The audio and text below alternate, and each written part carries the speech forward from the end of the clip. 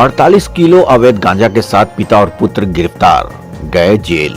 Gumla police ने शहरी क्षेत्र के बड़ाइक मोहल्ला निवासी राहुल कुमार सिंह और उनके पिता राजकिशोर सिंह उर्फ गुड्डू को 48 किलो अवैध गांजा के साथ गिरफ्तार कर जेल भेज दिया। एसपी हरीश बिंजमा ने प्रेस वार्ता में बताया कि गुप्त सूचना के आधार पर एसडीपीओ के नेतृत्व में छापेमारी की गई।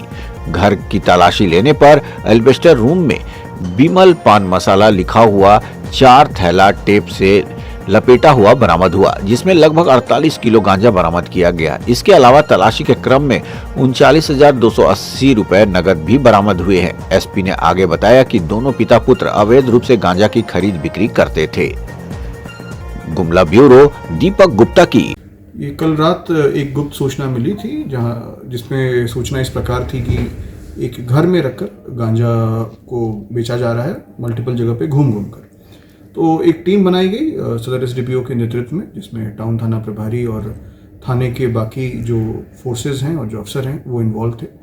सघन छापेमारी की गई। छापेमारी करने के बाद जब बड़ाइक मोहल्ले में उस घर तक पहुंचा गया तो पूछताछ जब शुरू हुई तो पता चला कि इन लोगों ने अपने ही घर के अंदर भारी मात्रा में गांजे को छुपा कर रखा है।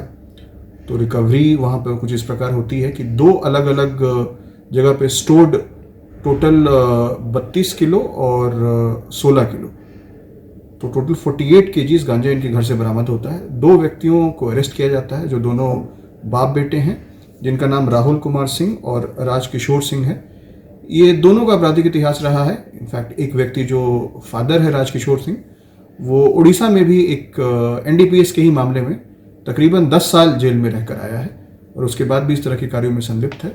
गुमला पुलिस की लगातार ये कोशिश है कि जो भी एनडीपीएस के गैंग्स, इंटर स्टेट गैंग्स या जिले में सप्लाई करने वाले गैंग्स एक्टिव हैं, उन पर लगातार कार्रवाई की जाए। इसी क्रम में छापेमारी की गई, कार्रवाई किया गया। 2 लोगों को पकड़कर आज अरेस्ट कर इनको जेल भेजा गया। सर, बाजार मूल्य क्या होगा बरामद गांजा का?